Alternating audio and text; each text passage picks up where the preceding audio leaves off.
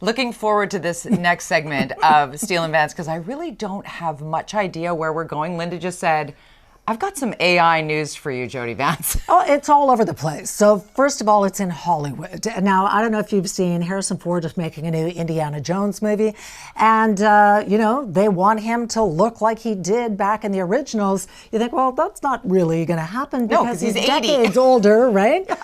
Well, yes, apparently Lucasfilm has created some new, they're using AI technology to make him look like a young man again. And he talked about it on The Late Show. So they can mine it for where the light is coming from the expression. I don't know how they do it, but that's my actual face. And then I put little dots on my face and I say the words and they make it's fantastic. Wow. Does it freak you out to see this, or or in your mind, this is what you look like all the time? That's what I see when I look in the mirror now.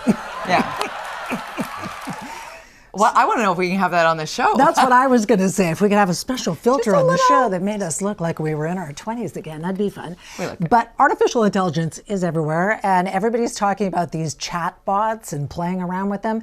So I thought I would do it. There's one called OpenAI, ChatGPT, I think it's called. So I went in there and I asked it some questions, and let's just say it's not that accurate. So I started by asking it what it knew about our show, Steele and Vance. Okay.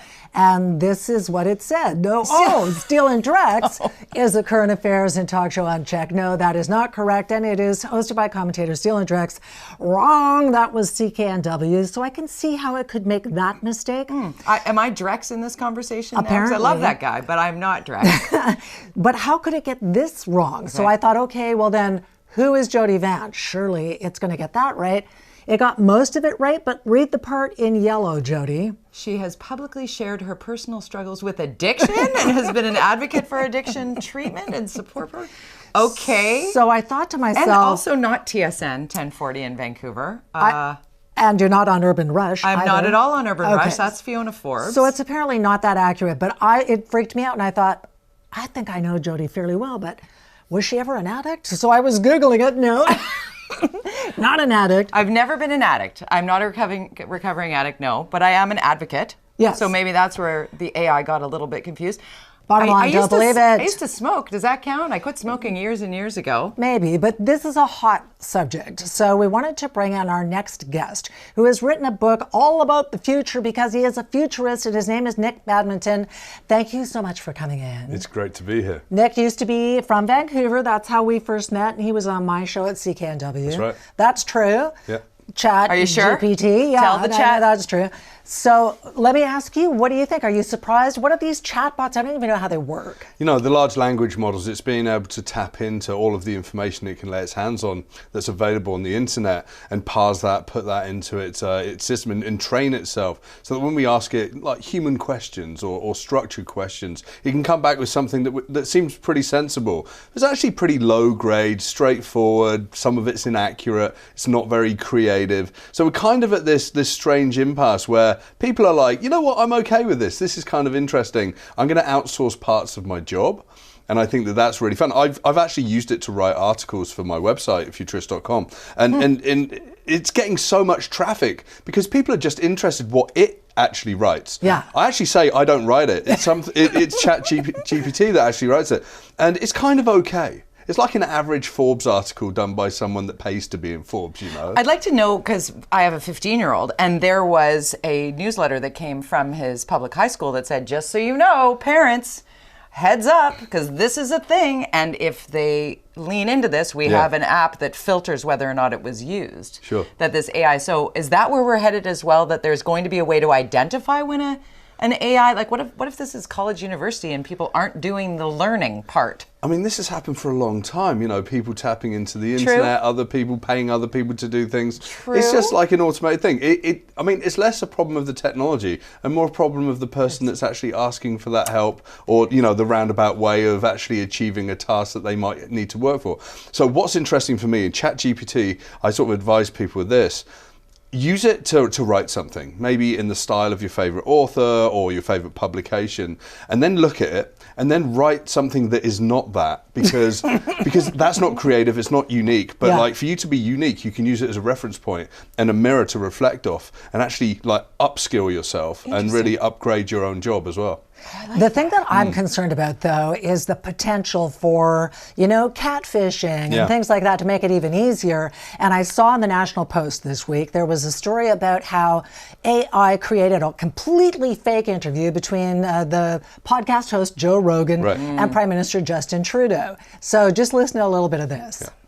Hi, Mr. Prime Minister. Nice to finally meet you. I'm glad you're on the podcast. Hey, Joe, it's great to be with you on here on this Joe Rogan experience. Well, let's get right into it.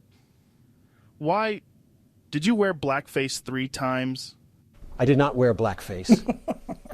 Okay, that is not Joe Rogan's interview. I mean, it's his voice, and I don't know how AI does that.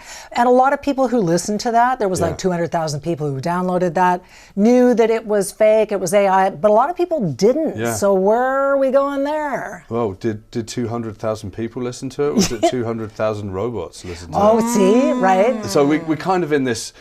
We're in this echo chamber, and half of the people in the echo chamber aren't even real people. They're just accelerating the messages. It's true. So we got to kind of be a little careful. There's a buyer beware sticker on all news outlets and everything. This is why you need to really go back to, who do you trust, the real journalistic craft, and really level that up. But there's still a lot of people that claim to be journalists or do writing in large online publications that are starting to not have the time to do good work. Right. So they're just trying to do it this way, right? So let's talk about from the futurist perspective. Yeah. Where will this impact the workforce meaningfully? Like, where would you, as somebody looking, like the 15, 16, 17, 18-year-olds who are like, maybe I'll get into law, or will it be the Blockbuster video turned Netflix? Right. Where will it disrupt? So humans are incredible sensory machines. Some people are really good at memorizing information and regurgitating that, and also combining it in new ways, for arguments. So you might have lawyers that argue in court or whatever. But there's probably a huge percentage of tasks which are actually pretty low-grade algorithmic work, which is like learn that, repeat that, deliver that information, whatever. It might be legislation or whatever in the same context as law. The people that just do that algorithmic work are going to be replaced. All the tasks that they undertake, that algorithmic sort of work, do X, do Y, do Z, deliver this information in this way.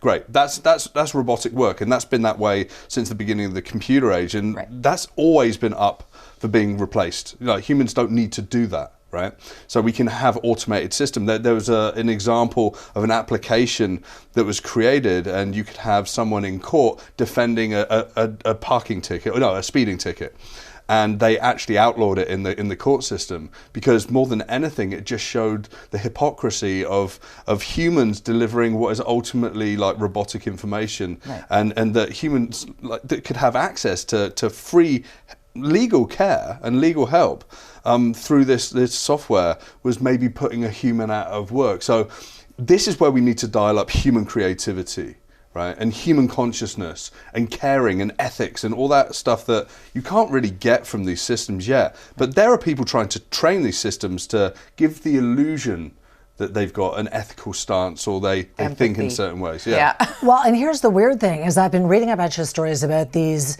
chatbots and the concern around the fact that they are somehow developing feelings. I mean, have you read about this? It's almost so I like weird. The look on Nick's face. Yeah, tell me, what do you think? It's interesting. So I studied artificial intelligence at university in the UK in the mid-90s, and I had a lecturer, a really great guy called Martin Leffley, and he was trying to teach a computer how to feel. This has been something that's been tried for a long period of time.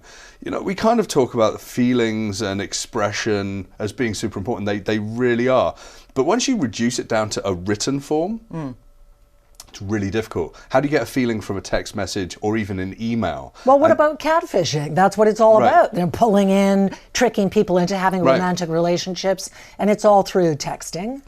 I think what's really going to tip the scale is when it's going to be used in automated phone calls where it really does sound like a human, and that then uses tricks that catfishers might use on you in an automated fashion to get you to do certain things fairly quickly. So right, or fraudulently, right? Like somebody who might trust me, they use my voice to then influence. And that's scary. That is scary. So I had a long conversation with a fake Joe Rogan on LinkedIn just 2 weeks ago. No way. What? Yeah, and it was like, my friend was like, I know Joe Rogan, and he does actually know Joe Rogan, and he's like, he wants to chat to you, and I was like, he just got fished by that person that then started, and I'm pretty sure that particular person was actually using technology to just automate these responses to try and Did you ever think maybe it is Joe Rogan? No, of course not. I've been around this technology for a very long period of time. Yeah, and I've been following this area since the 90s, all the way from it not being very good to actually it being very, very efficient at processing data and convincing humans of levels of interaction that they can actually believe in. Interesting also how AI is impacting the medical community, because there was just some research that came out associated with identifying breast cancer, right, and how it can take what would be the mammograms, the scans, and like put it through the filter that says, that's actually what it is. Yeah, so we've got an incredible capacity using this technology to recognize patterns. So if you can feed it enough information, so ChatGPT is large language models. Right. In the case of scanning for breast cancer, enough of the images and the results that came from those images from human diagnosis, once you can feed that much into it, it's going to start to see the patterns, and when it sees images it's never seen before, start to make the same sort of inferences on what to say and what's going to be really useful. That's less scary. It's all about training, right? Yeah. It's all about training. The ChatGPT is like, take everything and put it into a mixing pot, and that's why you get mistakes like you saw earlier today. Jody's an addict. Exactly. Because it's just drawing lines across whole domains. There's Lynda, so it must be Drex, because that's and it's desperate to give you an answer. Right. Yeah. As fast as possible. As fast as possible, in a way, And we got to remember this. When they were building ChatGPT, they actually had poorly paid humans building responses and training it at the back end. So there's a lot of human effort that's gone into the back end already, right? It's like when you choose those, which of these boxes has got a car in it or a traffic light. Right. You're training artificial intelligence when you do that. Interesting. Yeah. I am not a robot. I'm training a robot. Exactly. We're having you back on, Please. Okay? Because this is fascinating. We could go on and Nick on. Badminton, tell us the name of your book again. My book's called Facing Our Futures. It's out on Bloomsbury. It's 2 years in the making, super excited about it, and it came out last week. It's a bestseller, hot new release in the States. Even Nick's jacket is a futurist jacket. Love it. We have to point out, because it's made for, you were saying it's made to... Yeah, I worked with a designer called Dala in Toronto, and it's made for me being able to speak on stage in certain ways. I love that. And not get overheat and throw my arms up and show my tattoos a little bit, Next time he's going to wear his sleeve tattoos out for us. The bad guy. Nick Badminton, thank you so much. Thank you.